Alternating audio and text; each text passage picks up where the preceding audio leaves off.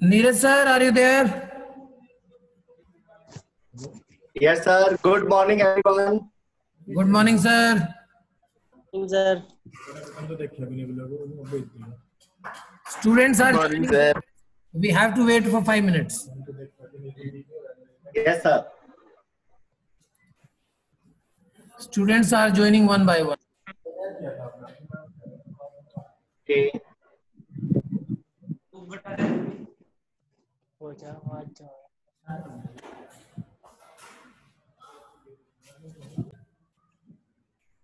Okay. Now let us study about physical quantity. मैं fan of कर देता हूँ पहले। सर रिकॉर्डिंग मत करना अभी।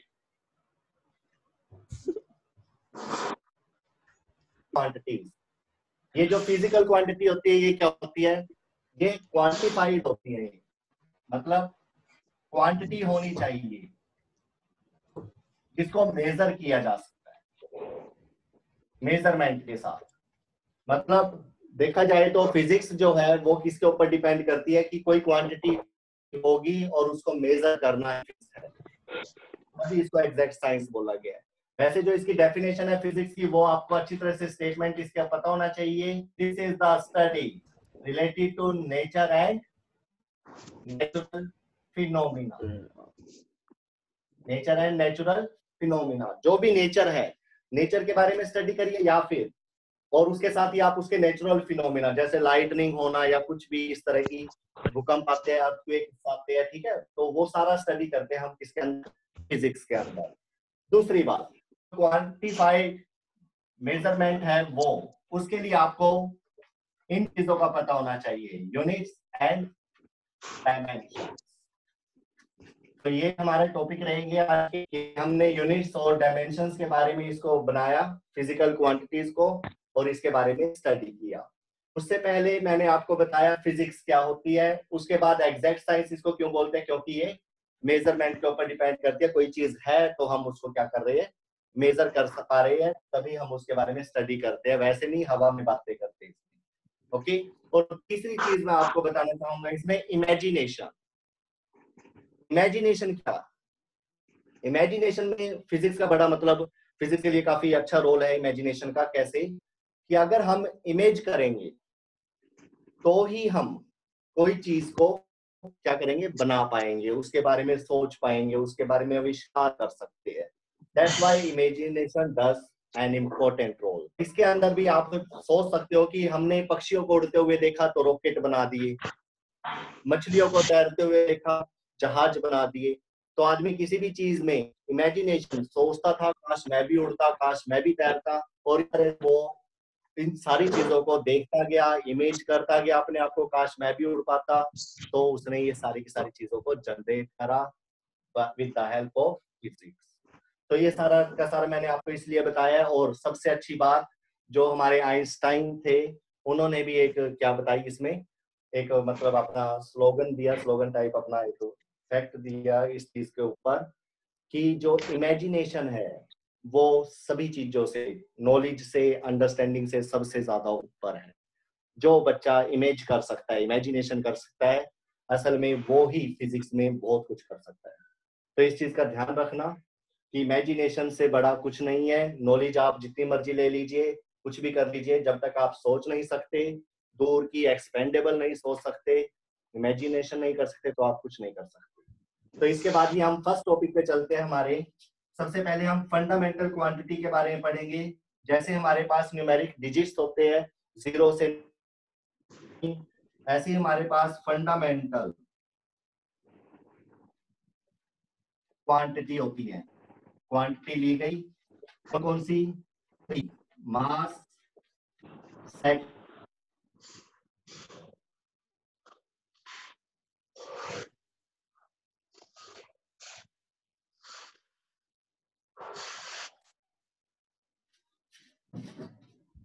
पे फोन करके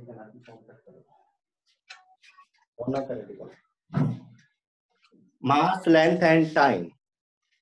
मास you know very well, mass एक फिजिकल क्वांटिटी, लेंथ भी एक फिजिकल क्वांटिटी और टाइम भी एक फिजिकल क्वांटिटी। मास जो है, मास के यूनिट क्या होते हैं? Unit and this is dimension. Very good, answer सही दिया। किसने दिया? ये किलोग्राम। लेकिन बेटा यूनिट्स में आप किलोग्राम के साथ साथ ग्राम, मिलीग्राम, इस तरह से क्विंटल, ये सब कुछ ले, लेकिन हम सब किसको चूज करेंगे? सिर्फ केजी को, किलोग्राम को। क्यों करेंगे? क्योंकि स्टैंडर्ड इंटरनेशनल सिस्टम ने एमकेएस को अलाउ किया। इसको अलाउ किया, एमकेएस को। Here the meaning of MKS is meter, kilogram and second. Metre, kilogram and second. क्योंकि अगर बाई चांस आपके पास 5 kg आंसर आ जाता है, तो इस 5 kg को कोई बच्चा 5000 ग्राम भी लिख सकता है, कोई इसको 5 × 10 raised to the power क्या पता पॉइंट्स में लिख दे। यहाँ पर पॉइंट लगा दिया और यहाँ क्या कर दिया 4 ग्राम, ऐसे भी लिख सकता है। ये सारे आंसर ठीक होंगे, बट सिमेट्री के लिए उन्होंने क्या करा कि पूरा इंटरनेशनल जो भी है हमारे पास, इंटरनेशनल लेवल पे हम एक ही आंसर देंगे, वो होगा 5। इसलिए हमने क्या करा कि हम बनाया कि सारी की सारी जो वैल्यूज होंगी फिजिकल क्वांटिटीज की, उनके यूनिट्स क्या होंगे? MKS system. इसी तरह से मास के लिए कैपिटल एम से इसकी डायमेंशन बनाई, जिसको आपने बिग ब्रैकेट में रखा। इसी तरह से लेंथ को लेंगे आप, लेंथ में क्या होगा? Kilometre, metre, centimetre, like this. लेकिन आपने बाकी को इग्नोर कर देना है फिलहाल, और किसको लेना है? सिर्फ मीटर को। और लेंथ की जो डायमेंशन होगी वो क्या होगी? Capital M. जैसे आप टाइम पर आ जाइए, टाइम, समय, इसके यूनिट हमारे पास काफी होते हैं। Second, minute, hour, day, week, कुछ भी कैसे सारे यूनिट्स है हमारे पास, महीने। तो इसमें आपने किसको चूज करना है? सेकंड को। तो इसके लिए आप कैपिटल टी रखोगे। तो these 3 are fundamental quantities and these 3 are fundamental units. तो आपको यहाँ से हम आगे पढ़ेंगे ड्राइव्ड क्वांटिटी। बाकी जितनी भी क्वांटिटी हमारे पास होंगी इनसे मिलकर बनेंगी, और उनसे मिलकर हम ड्राइव करेंगे, और इनका बड़ा यूज है हमारे किसमें?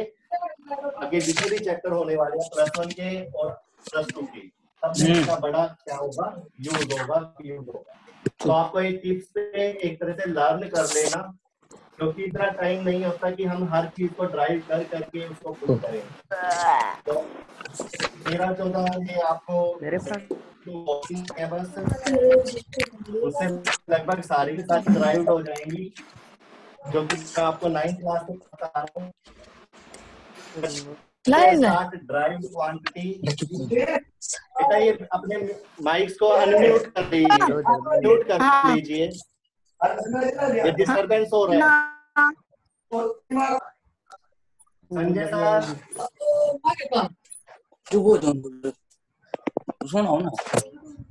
संजय सर,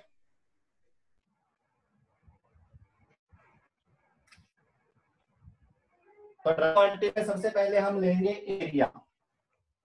एरिया को लेकर स्टडी करेंगे। एरिया को लेकर सबसे पहले आप क्या जानते हो? एरिया क्या होता है? क्षेत्रफल।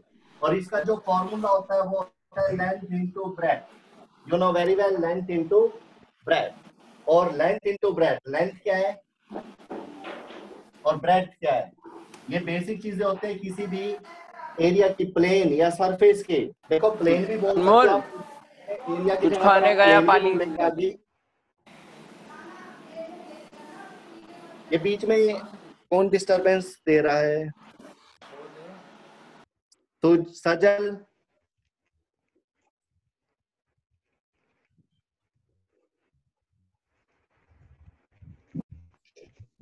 नितिन राणा, शुभम, अपने अपने माइक को म्यूट कर लीजिए।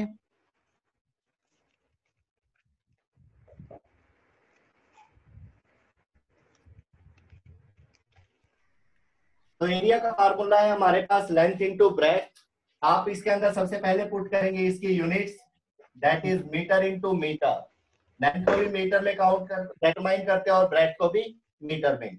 तो यहाँ से आप देख सकते हो जो एरिया के यूनिट आएंगे वो आएंगे मीटर। ओके, तो this is the unit of area and if you want to take its dimension, then firstly you have to write these three things in this way: mass, length and time, MLT। और उसके बाद आपने देखना है कि length के लिए कौन था, मीटर, तो मीटर का स्क्वायर है तो आपको यहाँ पर L के लिए भी क्या कर देना है, ऊपर 2 लगा देना है। तो यहाँ पर L स्क्वायर नहीं बोलोगे आप, इसको L2 बोलोगे। And there is no kilogram and no, इसकी जो मान होंगी वो क्या होंगी, 0।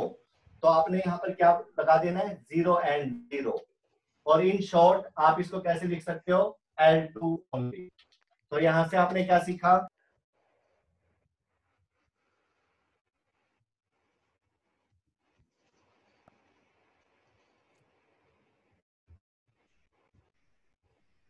एरिया की यूनिट्स कैसे आप देख ड्राइव कर सकते हो, वो इस तरह से फार्मूला अप्लाई करिए, उसके अंदर यूनिट्स पुट करिए और after that you can convert these unit into dimension. Excuse me, अरे मम्मी पे भी फोन कर।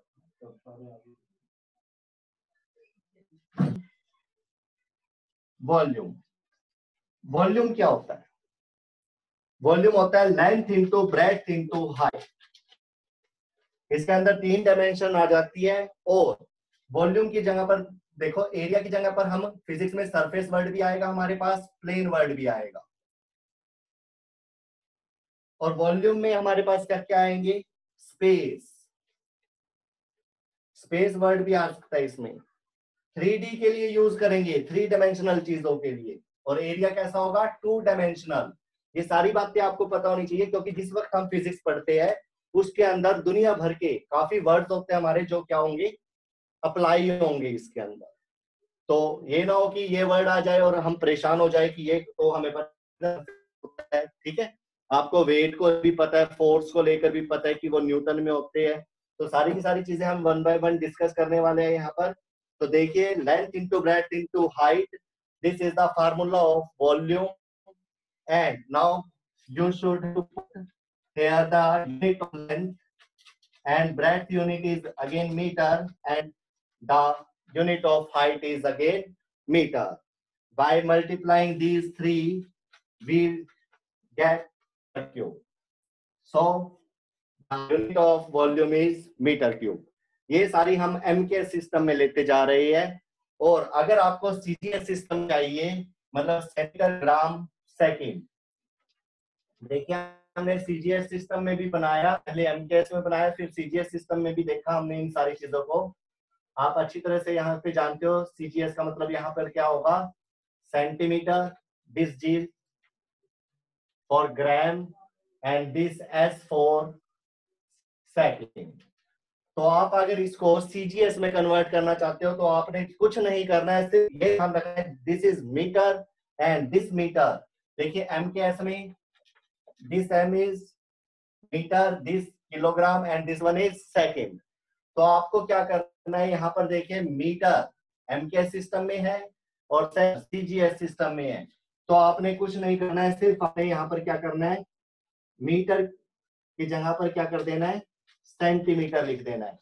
तो यहाँ से आप देख सकते हो metre cube is the unit of volume and इसी तरह से centimetre cube is also the unit. Okay, तो आप यहाँ पे एरिया के लिए भी ये बना सकते हो, मीटर स्क्वायर आपका यहाँ पर आया था, तो जीएस सिस्टम में आप चाहो तो इसको क्या ले सकते हो, सेंटीमीटर स्क्वायर। लेकिन हमें फोकस किस पर करना है, एमकेएस सिस्टम पर, सिर्फ इस पर, एमकेएस सिस्टम पे। Now convert this unit into dimension. तो डायमेंशन में क्या होगा, डायमेंशन में क्या होगा, जो मीटर है, मीटर लेंथ के लिए होता है और लेंथ के लिए जो डायमेंशन होती है वो क्या होती है, capital L।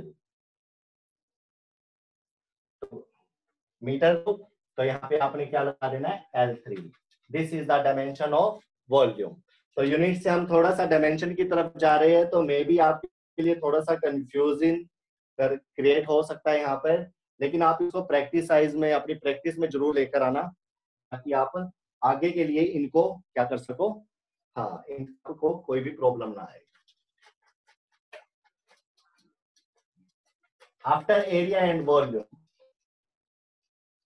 our next thing is density.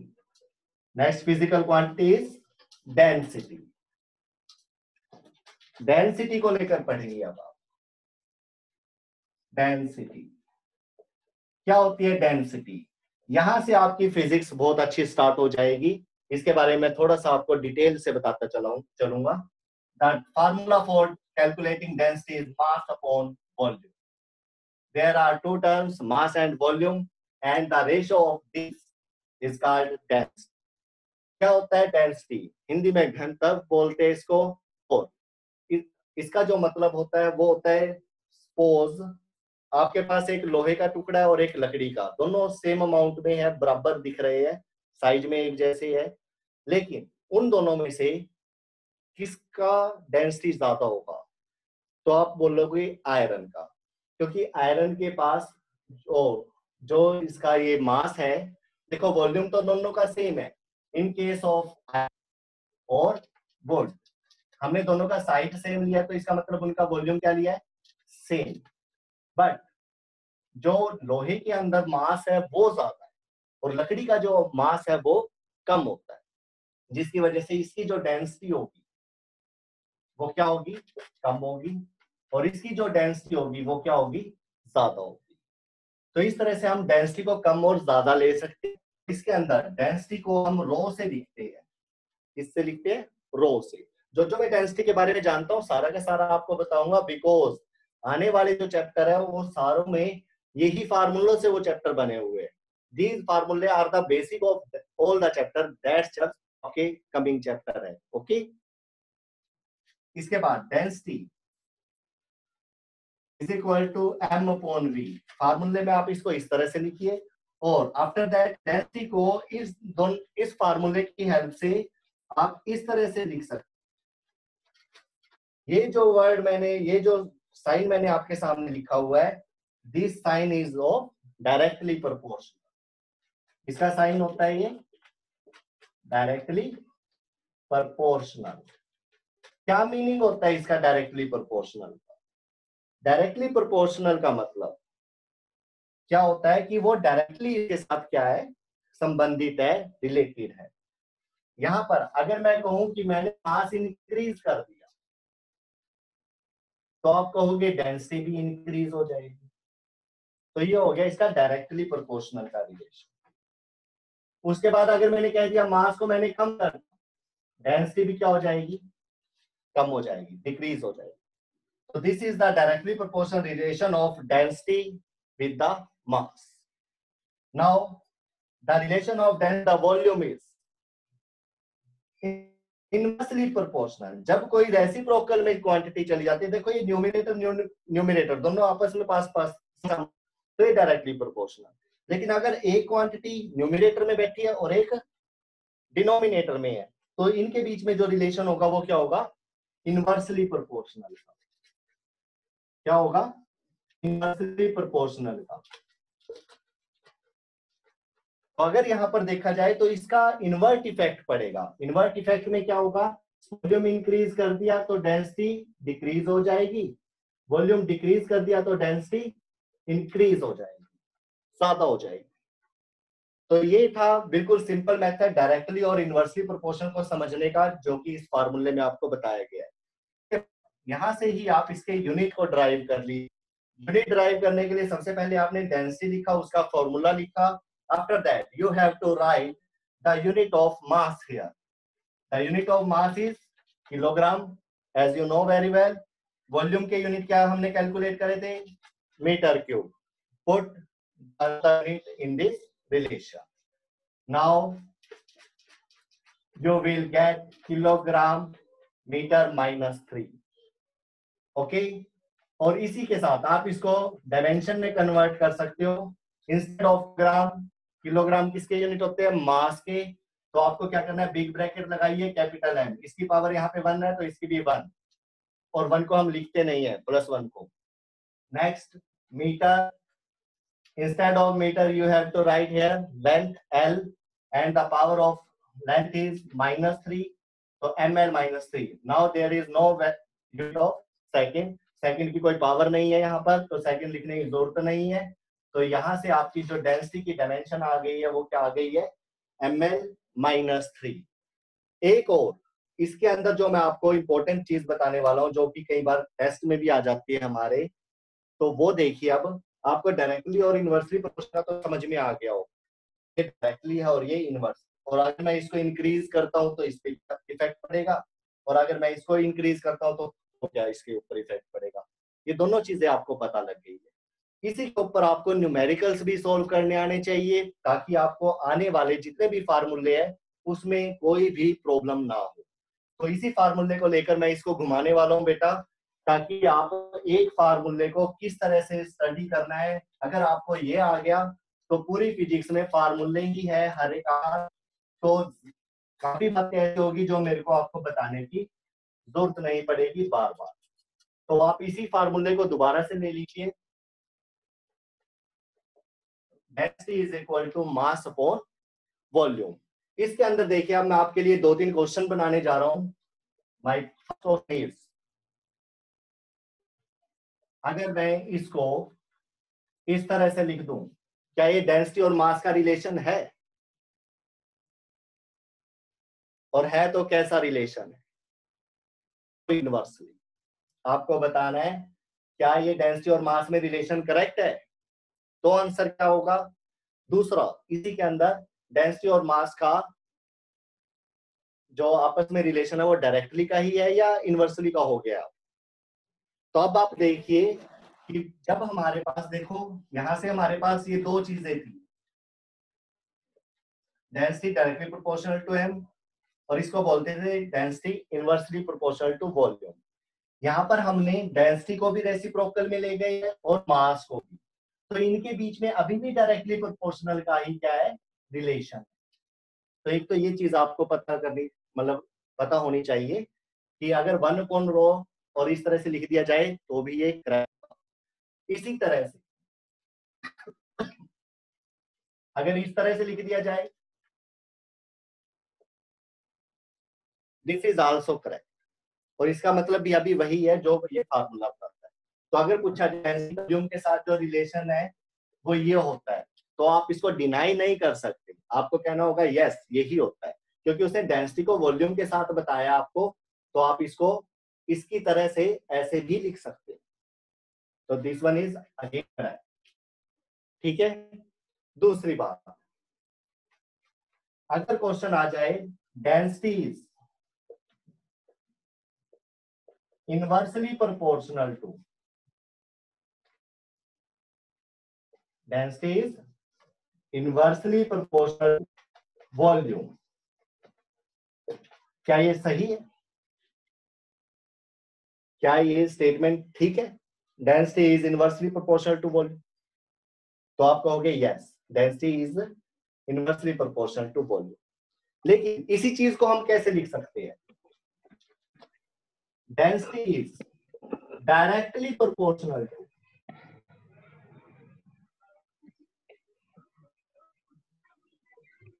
1/वॉल्यूम।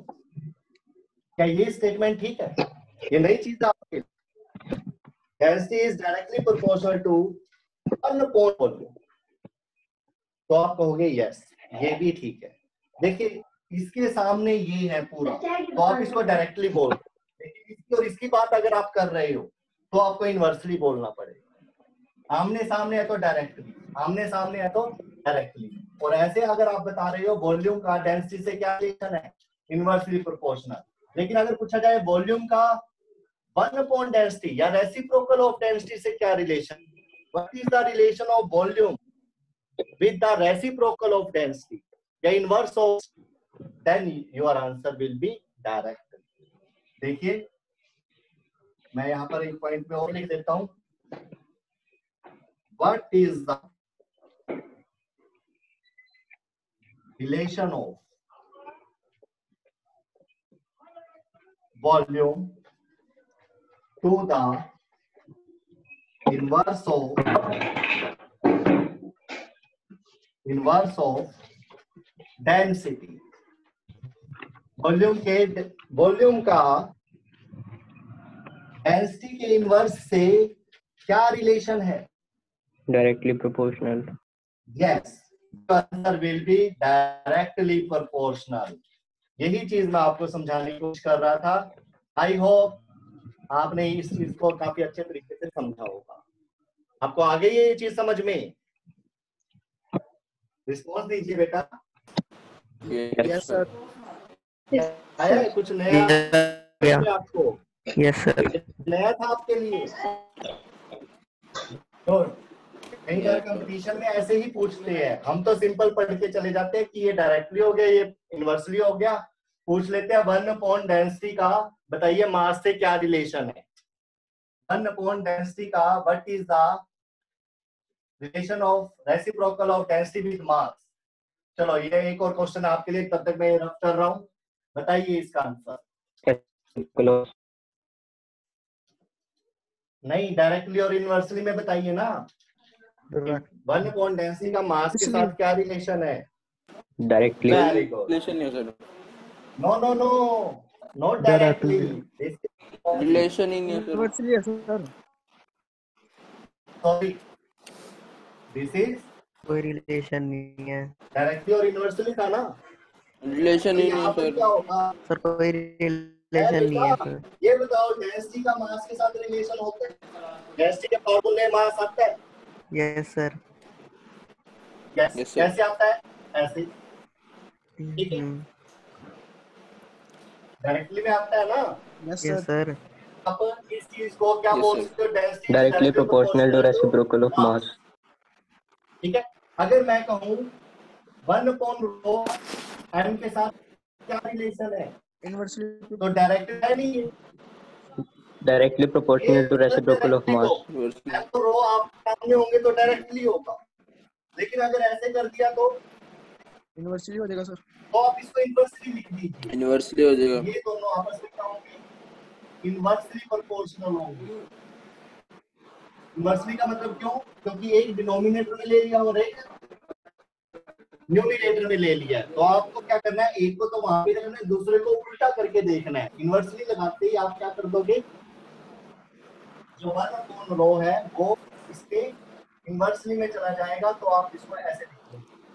ठीक है, यहाँ पे आप 1 अपॉन रो एम के साथ डायरेक्टली में ले सकते, किसमें लोगे? University। इनवर्सली में। आई होप आपने इस चीज को समझ लिया होगा। यस और no? Yes sir। Sir. Okay sir. Good.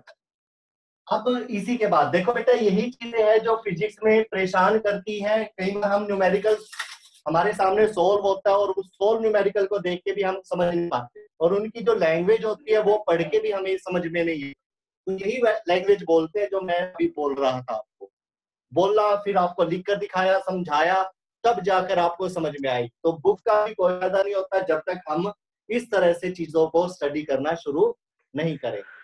तो आपको ये सब कुछ देखना पड़ेगा, सारा कुछ आपको इस तरह से सोचना पड़ेगा, तब जाके आपको बुक उठानी है।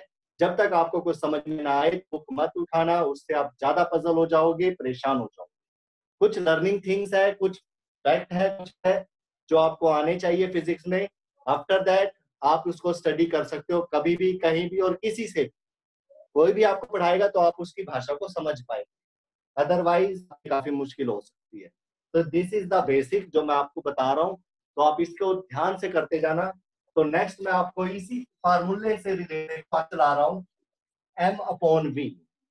सिंपल सिंपल क्वेश्चन के आंसर तो आप दे सकते हो। सपोज इजी टेस्ट बना दिया मैंने, if the value of mass is increased then what is the effect on density? वो increase हो जाएगा। Density is Also increased। Also increased। also increases. If we decrease the volume of the object, then what is the effect Density is on also density? decreased। Increase, also increase, decreased। increase. Density will increase. If volume is decreases, then what is the effect on Density will density? Density Density increase। will increase. Density increase हो जाएगी। Density increases. तो ये तो आपने बता दिया। अब मैं इसको देखो मैथमेटिकल्स में कर जा रहा हूँ। कि अगर मैंने वॉल्यूम को डबल कर दिया तो, यानी कि डेंसिटी हाफ हो वॉल्यूम को जाएगी, इंक्रीज कर दिया तो डेंसिटी पे क्या इफेक्ट पड़ेगा? हाफ हो जाएगी सर, हाफ हो जाएगी सर। क्या इफेक्ट पड़ेगा? हाफ हो जाएगी सर। हाफ हो जाएगी। ये तो आपको पता है। तो अब मैंने वॉल्यूम को क्या करा है, वॉल्यूम था मेरे पास पहले V, और अब मैंने क्या कर दिया, उसको डबल कर दिया। इस चीज को समझना बेटा ध्यान से। फर्स्ट केस में हमारे पास जो वॉल्यूम था वो था V, और सेकंड केस में मैंने उस वॉल्यूम V को क्या कर दिया, V डैश, यानी उस वैल्यू को क्या बना दिया, 2V। इंक्रीज करा या डिक्रीज करा वॉल्यूम? इंक्रीज करा, वॉल्यूम को इंक्रीज करा या डिक्रीज करा? मैंने वॉल्यूम को इंक्रीज करा। मैंने वॉल्यूम V था, उसके बाद उसको डबल कर दिया। डबल करना क्या होता है, इंक्रीज और डिक्रीज। इंक्रीज करना। अगर मैंने वॉल्यूम को डबल कर दिया है तो ये बताइए क्या उस डेंसिटी वही रहेगी? नो सर, क्या मैंने वॉल्यूम बढ़ाया तो क्या उसकी डेंसिटी वही रहेगी? वॉल्यूम बढ़ाने से क्या पड़ता है, डेंसिटी डिक्रीज होती है, डिक्रीज हो जाएगी सर। डिक्रीज हो जाती है। अब क्वेश्चन मैंने जब वॉल्यूम को डबल करा तो डेंसिटी कम कर दिया, ये तो ठीक है, लेकिन कितना कम हुआ आपको कैलकुलेट करके देखना है, क्योंकि अभी तो डबल ट्रिपल 4 टाइम 5 टाइम ऐसे हो जाएगा। अगर मैंने पॉइंटों में कह दिया तो 0.7 मैंने इंक्रीज कर दिया तो दिक्कत आ जाएगी आपको। तो आप एक फार्मूला बना लीजिए, उसमें आप 3+2 करिए या 0.3 + 0.25 करिए। आप पे फार्मूला आपको प्लस करना आता है तो आपको दिक्कत नहीं आएगी। ओके, आप इस चीज को समझ पा रहे हो? Sir good. तो यहाँ पर हम क्या करते हैं कि जो हमारा फर्स्ट फार्मूला है वो तो हमने ले लिया फर्स्ट केस में, O = M/V, और सेकंड केस में आप जो फार्मूला अपना डिजाइन करने वाले हो वो कर दिया आपने, ρ डैश = M'/V'। ओके, इसके बाद अब कौन कौन चेंज हुआ है वो देखते हैं। अभी हमें ρ डैश का पता नहीं है, बाद में देखेंगे लास्ट में। M डैश मास हमारा सेम है, सिर्फ हमने वॉल्यूम की वैल्यू को चेंज करें तो M डैश यहाँ पर हम क्या लगाएंगे, पहले वाला ही मास। और third quantity is there volume. Volume के साथ आपने कोई छेड़खानी करी है, उसको चेंज किया है, उसको बदला आपने, यस। वॉल्यूम को आपने क्या कर दिया है, पहले V था उसके बाद क्या कर दिया है, डबल कर दिया है। तो आप यहाँ पर क्या लगाएंगे, 2V। और इसी चीज को बड़ी चालाकी से आपने क्या कहा है, 1/2 × M/V, इस तरह से अर्ज करके लिख देना है। इसके बाद आपके पास ρ डैश की वैल्यू आ चुकी है 1/2 × और ये M/V क्या है, first case density, first case density. तो यहां से देखिए आप अब इस चीज को, this is new density, this is old density. और ओल्ड डेंसिटी का क्या हो चुका है, न्यू डेंसिटी, इस तरह से ये आ गया रिलेशन। क्या मतलब है इसका, तो बोलते हैं बेटा डेंसिटी का जो ये साइड, क्या मतलब है इसका, ρ डैश = ρ/2। यही आपका आंसर है बेटा। How this answer you can write in language form. आप इस आंसर को अपनी राइटिंग लैंग्वेज में कैसे लिख सकते हो, क्योंकि उसने क्वेश्चन आपसे सिंपल पूछा था कि अगर मैं वॉल्यूम को हाफ कर दूं then what is the effect on density. Your question is, क्या क्वेश्चन था ये लिख देता हूं मैं, what is the effect on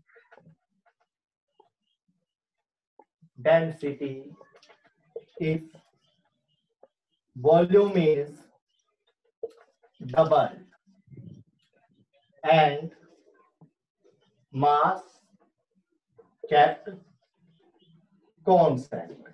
देखो इस टाइप से आपके पास क्वेश्चन आएंगे, इस टाइप से क्वेश्चन बन जाते हैं आपके कि what is the effect on density if volume of the object is double and mass kept constant। अगर वॉल्यूम को डबल कर दिया जाए और मास को क्या कांस्टेंट रखा जाए, स्टेशनरी रखा जाए, मींस आप उस वैल्यू को चेंज नहीं करो। सोल्व करके ये आंसर आएगा और आपको उस आंसर की हेल्प से, इस मैथमेटिकल एक्सप्रेशन की हेल्प से आंसर क्या लिखना पड़ेगा बेटा, ये देखिए जो डेंसिटी है ये पहले वाली डेंसिटी की क्या हो चुकी है, हाफ। तो आपने लिखना है न्यू डेंसिटी या density will be half, density will be half. तो इस तरह से आप लिखोगे answer, density will be half, और ये सारा का सारा सॉल्यूशन। ओके, आपको आया ये समझ में स्टूडेंट्स? Yes sir. नोट कर लिया आपने ये? Yes sir. यस सर, कर लिया। सभी बच्चों के समझ में आ गया? Yes sir. Yes sir. कोई प्रॉब्लम हो तो बेटा डिस्कस करो साथ के साथ, बिकॉज लास्ट में शायद टाइम ना मिले, क्योंकि हमने शुरू में काफी टाइम लगा दिया था इसमें।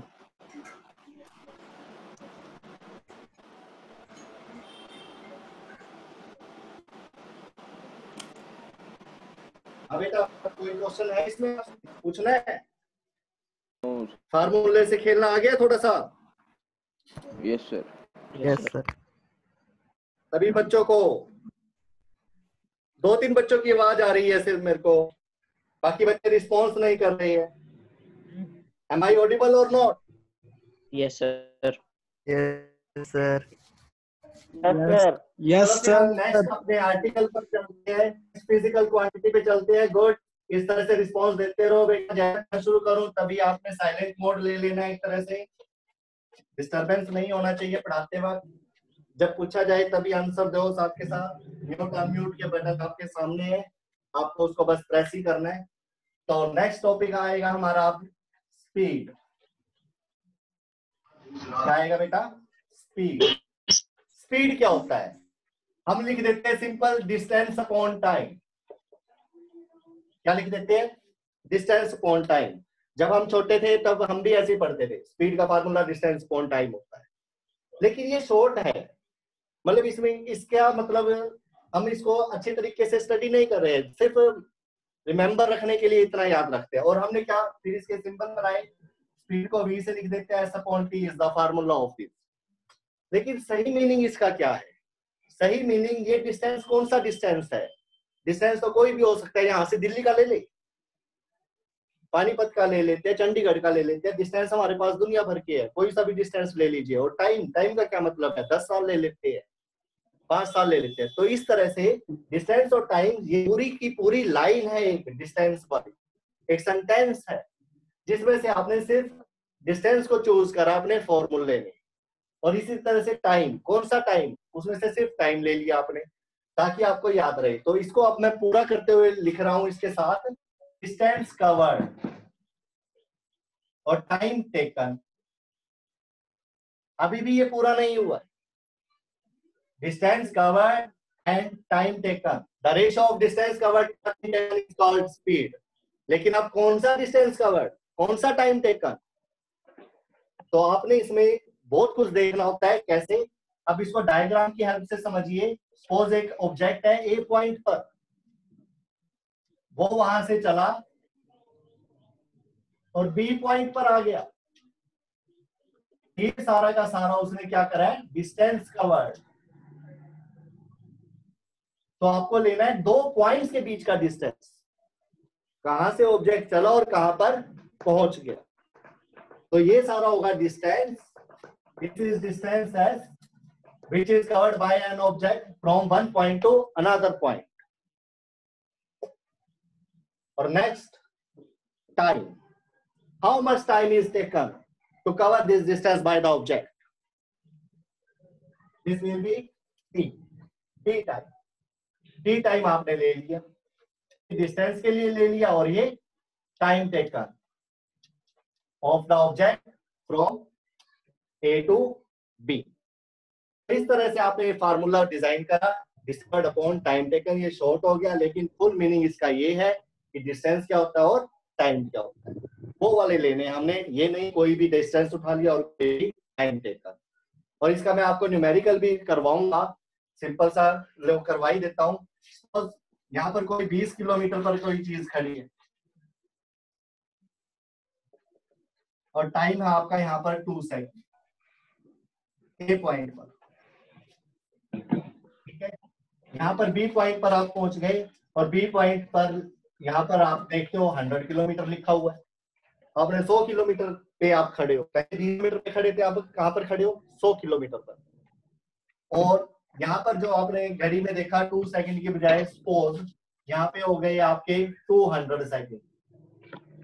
सेकंड में ले लिया, किलोमीटर काफी मुश्किल है, फिर भी चलो कोई बात नहीं, आप तो कवर कर ही लोगे। बच्चे हो, 80 किलोमीटर कितने सेकंड में? 198 सेकंड में आप कवर कर सकते हो। तो आप अच्छे एथलीट हो, है ना? तो यहाँ पर आप समझने की कोशिश करिए कि अगर ए से बी तक, ए 20 किलोमीटर पहले से ही था और अब बी 100 किलोमीटर है, तो कौन सा डिस्टेंस लोगे आप फार्मूले में? मेरे को स्पीड निकालना है। I want to calculate speed. In this case, there are two distances, 20 kilometer, 100 kilometer, and two time is there, 2 second and 200 second. तो आपने इसके अंदर क्या करना है? डिस्टेंस कवर्ड और टाइम टेकन लेना है। इन दोनों के बीच का कितना है? 20 से स्टार्ट हुआ, 100 हुआ, तो बीच का डिस्टेंस कितना होगा? और ये 80 किलोमीटर कितना होगा? अगर ये टी है तो इसको टी ले लो, ले लो, कुछ भी ले सकते हो। गुड। तो टी की वैल्यू क्या है कि आपके पास? T1 और T2 ले लो, तो S1 और S2 ले लीजिए। कैसे लोगे? 200 सेकंड माइनस 2 सेकंड, 198। गुड। आप देख सकते हो कि 80 किलोमीटर अपॉन 198 सेकंड। ओके, तो इस तरह से आप इसको सॉल्व करके आपका आंसर दे सकते हैं। 405 तो यहाँ से मीटर आपने पर क्या सेकंड। देखा कि जो डिस्टेंस हमें दिए गए हैं वो डिस्टेंस ना लेकर हमने कौन से डिस्टेंस लेने होते हैं जो कवर हुए पड़े हैं, और कौन सा टाइम लेना पड़ता है जो हमने टाइम ए पॉइंट से बी पॉइंट के बीच में दिया था, वो वाला टाइम। इसको बोलते हैं टाइम इंटरवल, बोलते हैं distance covered, and these quantity you can be taken with S2 minus S1। देखो सही फार्मूला ये है, सही फार्मूला क्या है बेटा? डिस्टेंस का जी क्या लेना है? डिफरेंस। बेटा ये म्यूट कर लीजिए बटन, डिस्टर्बेंस हो रहा है। 400 मीटर पर सेकंड। 405 मीटर पर सेकंड। आगे आप इसको सोल्व कर सकते हो, किलोमीटर पर आवर भी बनाना सिखाएंगे आपको, मीटर पर आवर भी बनाना सिखाएंगे, मीटर पर मिनट भी सीख सकते हो, कुछ भी कर सकते हो बेटा। आप इस चीज में मत जाइए, अभी यूनिट को मत छेड़िए। अभी तो सिर्फ मैं आपको फार्मूले का मीनिंग और उसके साथ कैसे खेला जा रहा है और उसकी डायमेंशन और यूनिट के बारे में बता रहा हूँ, ना कि उनकी यूनिट्स को चेंज करने के बारे में। ठीक है, तो इस तरह से एक्सपेंड करते चले जाइए अपनी नॉलेज को। एक ही पॉइंट पे जब हमारे पास बात हो ही रही है यूनिट, डायमेंशन और फार्मूले की, हम इस चीज को क्यों छोड़े? फिर तो हमें सारी की सारी चीजें साथ के साथ लेकर चलनी चाहिए। Speed is equal to v is equal to s upon t. Okay, इस फार्मूले को आप ऐसे लिखेंगे। Now put the unit of distance here. What is the unit of distance? You know very well, metre, centimetre, kilometre, but you have to take only the unit meter because of MCAS system, SI system. Now that unit of time is second. Okay, yes or no? You can write this unit in this way, meter second inverse। और dimension क्या होगी इसकी? Dimension कैसे होगी? आप देखो, तीनों लगा के भी लिख सकते हो। यहाँ पे देखिए, क्या कोई किलोग्राम टर्म है यहाँ पर? नहीं, तो मास के लिए 0 लगा। मीटर के लिए you know very well length, metre की जो पावर है वो 1 है, तो यहाँ पर L1 और 1 लगाना जरूरी नहीं होता। दैट्स व्हाई आप इसको ऐसे ही छोड़ सकते हो। Write this as it is, and second first you should write the -1 on the top of t like this। Okay, so from here you have the dimension of speed is LT minus 1। Okay, now the next is velocity। velocity क्या होती है? displacement upon time। Formula क्या होगा? displacement upon time। displacement क्या होता है? there is a little bit difference in between distance and displacement। Short में अभी बता देता हूं, because ये जो आर्टिकल आपका ये सेकंड चैप्टर में सेकंड यूनिट आने वाला है इन फिजिक्स, और वहां पे आपको इसकी डिटेल स्टडी विद न्यूमेरिकल करना पड़ेगा। और 9th क्लास में भी आपने इसको थोड़ा बहुत रखा है, अच्छा पढ़ रखा है, उसमें भी मैंने पहले से ही आपको एक्स्ट्रा करा के चला था मैं इसमें। तो यहाँ पर क्या है, 2 पॉइंट्स होंगे आपके पास, ए और बी। ए क्या होगा इनिशियल पॉइंट और बी क्या होगा फाइनल पॉइंट। अगर आप इसको डायरेक्टली शॉर्टेस्ट पाथ से ऐसे कनेक्ट कर देते हो तो this gives you the value of displacement. किसकी वैल्यू देगा ये आपको, डिस्प्लेसमेंट। बट अगर यही शॉर्टेस्ट पाथ आपने अगर एक्चुअल में कवर कर लिया तो ये डिस्टेंस भी शो कर देगा। डिस्टेंस और डिस्प्लेसमेंट इक्वल हो सकते हैं अगर वो स्ट्रेट लाइन में चले, बट डिस्प्लेसमेंट के लिए सिर्फ यही कंडीशन रहेगी कि उसको डायरेक्टली ऐसे कनेक्ट में आना पड़ेगा, स्ट्रेट शॉर्टेस्ट पाथ में आना पड़ेगा, और डिस्टेंस आपका कहीं से भी आ सकता है। ये ए से बी जाने के लिए ये वाला पाथ ले रहा है, पीछे से जाकर ऐसे ले रहा है, रेक्टेंगुलर सर्कुलर कुछ भी ले सकता है बेटा ये, तो इसको बोलेंगे आप डिस्टेंस। बाकी क्या होंगे, डिस्टेंस के होंगे, और ये डिस्प्लेसमेंट का। तो इसके ऊपर ज्यादा बात ना करते हुए हम यहाँ पे स्टॉप करते हैं। लेकिन दोनों केसेस में है तो एक तरह से ये पाथ ही, और पाथ के जो यूनिट होंगे वो क्या होंगे, मीटर। पाथ के यूनिट क्या होंगे, metre. So you have to write here the unit of displacement is metre and the unit of time is second. Now arrange this unit in this way, meter second inverse, and the dimension is again you can take for meter length L, dimension is L, and for second the dimension is T, that is capital T, and the power of second is -1, so here also the power of time is -1. In this way, you can write the dimension of velocity, and you can see the dimension and unit of speed and velocity are the same. But there is the difference in between these their formula. Distance covered and this is displacement. और उनके बीच में जो difference है वो आपको थोड़ा सा पहले से पता है, और नेक्स्ट यूनिट में और नेक्स्ट चैप्टर में आप इसके बारे में डिटेल स्टडी करने वाले हैं। अब मैं आपको इसी के साथ एक चीज और बताने वाला हूं जो कि आपको डेफिनेशन वगैरह वगैरह बनाने में काफी हेल्पफुल होंगी। वो क्या है, ये देखिए, इस फार्मूले को ध्यान से देखिए। v is equal to s upon t and you know the meaning of v is velocity, और स्पीड भी कह सकते हो, यू कैन से स्पीड। चलो हम इसको एक साथ ही एक तरीके से ही समझ लेते हैं, v is equal to s upon t. तो इसके अंदर आप देखिए जो टाइम है, टाइम इसके रेसिप्रोकल में लगा हुआ है। किसमें लगा हुआ है, रेसिप्रोकल में, अपॉन में। तो जिस भी क्वांटिटी का अपॉन में सिर्फ टाइम हो तो आप उसको टाइम रेट लिख सकते हो, टाइम रेट हो। और जो ये टाइम होता है ये इंडिपेंडेंट क्वांटिटी होता है, मतलब आप कोई काम करो ना करो, किसी गाड़ी में एक पॉइंट से दूसरे पॉइंट पे जाओ या ना जाओ, टाइम तो चलता ही रहेगा, भले ही आप कोई डिस्टेंस कवर करिए या मत करिए।